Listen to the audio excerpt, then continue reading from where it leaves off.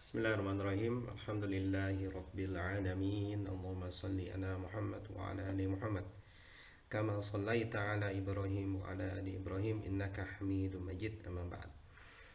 Baik anak-anak sekalian, sekarang kita belajar tahsin ya. Kita masih dalam buku Fathur Rabbani ya, dari Muqaddimah.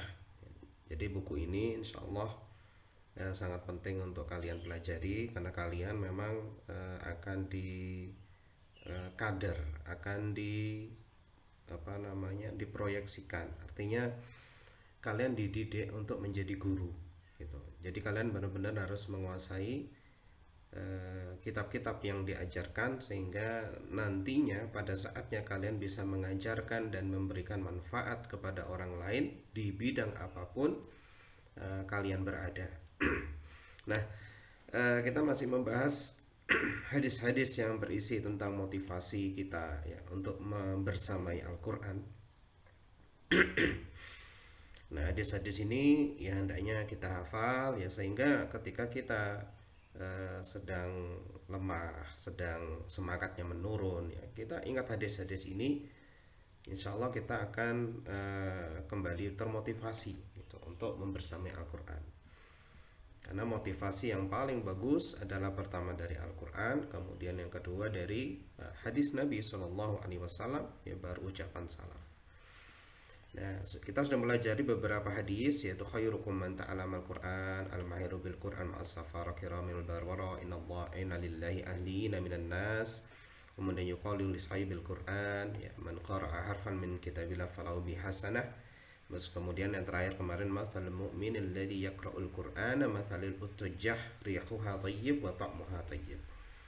Nah, sekarang kita akan belajar hadis muttafaqun alaih yang diriwayatkan oleh Imam Bukhari dan Muslim, di mana Rasulullah sallallahu alaihi wasallam bersabda, la hasada illa fi ithnataini. Tidak ada hasad kecuali pada dua hal.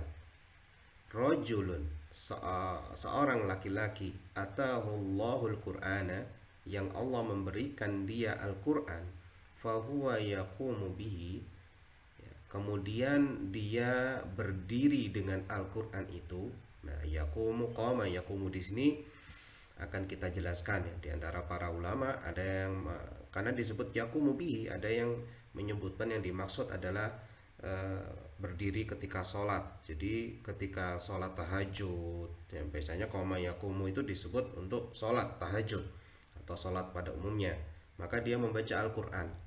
Ada yang mengatakan tersebut. Ada juga yang paling bagus ya, di antara penjelasan para ulama, yang dimaksud yaqumu bihi ya adalah mempelajari Al-Quran, menghafal Al-Quran sampai mengamalkan Al-Quran ya, sehingga dimanapun dia berada ya dia bisa melafalkan Al-Quran ya, dengan itqan hafalannya ya, melafalkan Al-Quran dimanapun dia berada, mau di kendaraan, mau dimanapun, pokoknya zikirnya adalah zikir Al-Quran. Makanya disebut di sini yaqumu bihi. Nah, nggak hanya itu, tapi dia memahami maknanya ya dengan tafsir, dengan bahasa Arab ya, sehingga dia faham apa isi Al-Quran. Nah, yang terakhir adalah karena dia hafal Al-Quran, kemudian dia faham benar ya, maka dia bisa mengamalkan isi Al-Quran ya. Maka yakumu di sini lebih luas gitu. Jadi orang yang diberikan Al-Quran dengan hafalan, dengan pemahaman ya, sehingga dia bisa mengamalkan Al-Quran dalam kehidupan sehari-hari ya. Ana al-lail pada waktu malam, dan wa ana an-nahar. Jadi siang malam dia bisa mengamalkan Al-Quran yang dia hafalkan, dia bisa zikir dengan Al-Quran, bahkan sholat dengan Al-Quran ya. Maka ya kita patut iri dengan orang yang diberikan Allah Subhanahu wa taala semacam ini. Nanti kita jelaskan lebih rinci ya. Kemudian yang kedua, warajulun atahullahu malan. Kemudian laki-laki yang Allah memberikan dia harta, fahuwa yunfiquhu ya, kemudian dia menginfakkan harta itu, ana al-lail wa ana an-nahar, pada waktu malam dan pada waktu siang. Nah, kalau ini jelas ya, harta diberikan Allah kekayaan, dia infak terus dengan kekayaannya itu. Nah, inilah kita yang harus iri Dia bukan orang yang dermawan tapi ya sebagian kecil aja diinfakkan. Ya, ya pada saat tertentu saja diinfakkan, tidak. Kita harus iri orang yang sudah dikasih harta dia terus infak. Ya, terus infak. Masya Allah ya. eh, yang sering sekarang terjadi ya, anak-anak orang kasih kekayaan dia benar infak, dia bisa menyantuni fakir miskin, tapi ternyata yang disimpan itu lebih banyak, yang diwujudkan dengan kemewahan, rumahnya banyak, rumahnya besar-besar, mobilnya banyak, itu lebih banyak daripada yang diinfakkan itu. Jadi infaknya ya saat-saat tertentu aja, bahkan ada yang agak ngeri, infak hanya sekedar untuk membuat konten, ya naudzubillah min dzalik. Infak ya sembunyikan, bukan untuk membuat konten di YouTube, konten di mana ya, atau disebarkan lewat koran, lewat kanan, maka itu akan menghapus pahala itu. Jadi kita nggak perlu iri dengan orang semacam itu ya. Yang kita perlu iri adalah orang yang memang benar-benar kaya, dia infak secara sembunyi atau terang-terangan, pokoknya infak terus ya dalam kesehariannya. Nah, kita akan jelaskan ya. Ini saya buat ringkasan agar kalian mudah ya. Ntar, Bismillah. Kita buka slide-nya dulu.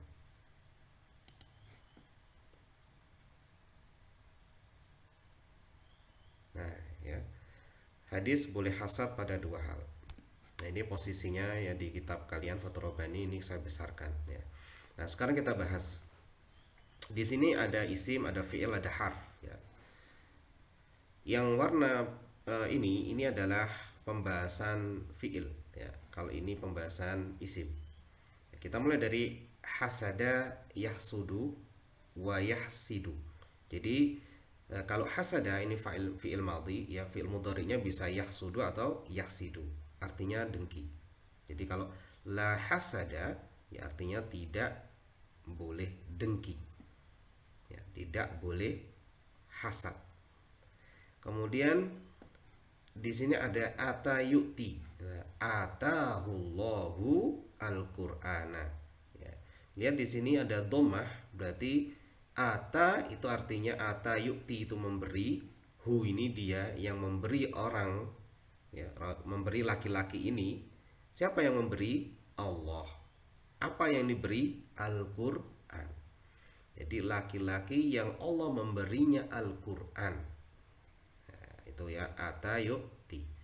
Qama yaqumu, di sini ada fahuwa yaqumu ya. Qama yaqumu artinya berdiri ya. Kemudian anfaqa yunfiqu, anfaqa yunfiqu artinya membelanjakan. Jadi sebenarnya infak itu membelanjakan ya, membelanjakan. Cuman membelanjakan untuk apa ya, umumnya di istilah Indonesia yang membelanjakan untuk sedekah itu disebut infak gitu ya. Padahal lebih umum ya, anfaqa yunfiqu itu lebih umum.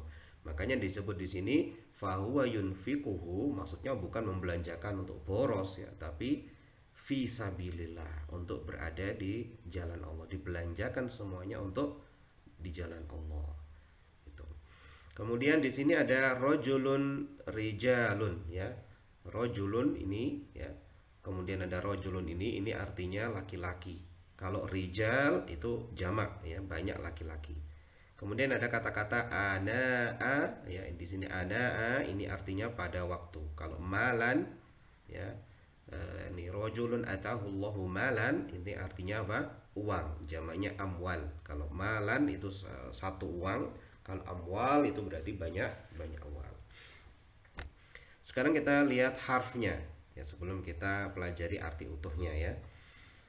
Pertama la ya, la ini ada harf ya. Harf itu memiliki banyak kata sesuai dengan sambungan harfnya ya. Sambungannya apa? Dengan isim atau fiil, bersambung dengan isim apa, bersambung dengan fiil apa misalnya. Nah, sekarang kalau la dia memiliki 7 fungsi. Nah, kalau di sini la hasada ini adalah harfun nafi ya, harfu meniadakan. Ada harful nahi, larangan ya, jangan hasad misalkan, la hasad itu ada jazm di sini, sukun. Tapi kalau la hasada maka itu namanya larangan ya, artinya nggak boleh hasad. Illa di sini umumnya memiliki 4 fungsi. Nah, kalau di konteks kata ini, illa artinya istisna atau kecuali. Ya, nggak boleh hasad sama sekali. Nah, kecuali, jadi semua hasad itu dilarang kecuali, nah, itu ya, itu illa. Kalau fi di sini, ya misalkan fi ithnataini, ya. Nah, di sini adalah harfu jar lit ta'lil namanya, dengan 2 sebab. Jadi nggak boleh hasad kecuali untuk 2 sebab. Nah, kalau ada sebab 2 ini, maka kita boleh hasad. Nah, apa maksudnya hasad? Nanti ya, ini bukan sembarang hasad ya, jangan disalahpahami. Kemudian bi. Nah, bi di sini nih ya, bihi. Nah, kata-kata bihi di sini namanya harfu jalil musahabah. Ya, artinya bersama, ma'a sama dengan ma'a artinya bersama ya. Bersama bihi, bersama dia. Maksudnya bihi di sini apa? Bersama Al-Qur'an. Nah, Masya Allah, berdiri bersama Al-Qur'an. Makanya para ulama menafsirkan banyak ya. Bisa jadi sholat, bisa jadi ngamalkan, bisa jadi dia zikir dengan Al-Qur'an. Maka ini motivasi bagi kita sebenarnya untuk hafal Quran dengan itqan, sehingga kita bisa ini mengikuti orang-orang yang seperti ini ya. Kita hasad dengan orang-orang kayak gini gitu. Tapi hasadnya apa? Nanti kita jelaskan. Kalau wa jelas ataf. Nah, kalau fa di sini fa huwa ini ya, itu adalah apa namanya? Fa al istinafiyah, yang artinya kemudian. Nah, kalau kita artikan lengkap, nggak boleh hasad kecuali dengan sebab 2. Yang pertama, seorang laki-laki yang Allah memberikan Al-Quran, kemudian dia berdiri bersama Al-Quran ya, di mana-mana bersama Al-Quran pada malam dan siang hari, maka kita patut iri dengan orang-orang kayak gini. Kita pingin meniru dia ya. Terus kemudian ada seorang laki-laki yang Allah berikan harta, ya, dia menginfakkan di jalan Allah di malam dan siang hari. Dia kaya, tapi dia infak terus, malam siang infak terus ya. Maka kita iri dengan orang kayak gini. Kita pingin meniru dia. Nah, para ulama menjelaskan anak-anak yang dimaksud hasad di sini bukan sembarang hasad. La hasada ila fi ithnataini. Jadi hasad itu ada 2 macam nih, ada hakiki dan ada majazi. Ya, kalau majazi itu disebut ghibthah. Nah, inilah yang kita maksud di sini, ghibthah. Apa sih bedanya Ustaz antara hasad dan ghibthah? Nah, ini ya. Persamaannya adalah ketika kita hasad atau kita ghibthah, itu kita ingin dapat nikmat seperti orang lain. Ya, orang lain dapat nikmat. Karena orang yang diberikan Allah Al-Quran itu dia diberikan nikmat. Kemudian dia bisa melaksanakan di malam dan siang hari, yaqumu bihi, itu juga nikmat. Ya. Allah berikan harta itu juga nikmat. Allah berikan dia bisa infak itu juga nikmat. Kita pingin seperti orang itu, makanya disebut hasad atau ghibthah. Itu persamaannya. Nah, bedanya di sini, kalau hasad yang dilarang, kita ingin nikmat itu hilang dari orang tersebut. Kita lihat ada orang yang punya dikasih Al-Quran ya. Terus kita pingin dari dia, tapi kita pingin agar nikmat yang diberikan Allah pada dia hilang. Mudah-mudahan dia nggak hafal lagi. Nah, inilah namanya hasad. Ini haram ya, ini haram, nggak boleh kita lakukan. Kemudian kalau ghibthah, kita pingin dapat seperti dia, tapi kita nggak pingin nikmatnya hilang dari orang tersebut. Udahlah, biar dia diberikan nikmat seperti itu, maka itu rezekinya. Tapi kita pingin agar kita bisa seperti dia. Nah, ini yang boleh ya. Kalau misalkan urusan dunia itu boleh ya. Ghibthah, misalkan ada anak pintar sehingga dia bisa ngajarkan orang. Ya, kita pingin seperti dia. Kita belajar yang kuat, kita bersemangat. Nah, itu ghibthah namanya. Tapi kita nggak berupaya agar orang menjauhi dia agar apa dia jadi bodoh. Nah, itu namanya hasad yang tercela. Tidak boleh kalau seperti ini. Begitu juga urusan akhirat terlebih lagi ya. Makanya di situ kita bisa paham bagaimana Umar bin Khattab dan Abu Bakar As-Siddiq berlomba-lomba ya. Abu Bakar As-Siddiq selalu sedekah gitu ya, sedekahnya banyak. Umar bin Khattab tahu dia pingin sedekah juga gitu. Tapi dia nggak pingin Allah menghilangkan nikmat dari Abu Bakar gitu. Maka ini yang boleh, itu namanya ghibthah ya. Oke, kita lanjutkan. Kemudian di sini sabda Rasulullah sallallahu alaihi wasallam, rajulun atahu Allahul Quran fahuwa yakum bihi ana al-lail wa ana an-nahar. Nah, di sini ada dua riwayat, ada yang menyebutkan ini nah, atahullahul Quran. Ada yang nyebut rajulun atahullahu hikmah. Nah, kalau ada hadis atau Al-Quran, maka cara yang paling baik adalah dikumpulkan semua hadis yang satu tema, ya kemudian kita memahaminya gitu. Jadi bukan satu hadis kemudian kita amalkan ya, terus kemudian menyalahkan apa pendapat yang nggak sesuai hadis itu, ya belum bisa. Makanya paling baik adalah hadis-hadis itu kita fahami sesuai dengan pemahaman para ulama ya, manhaj salaf, pemahaman sahabat.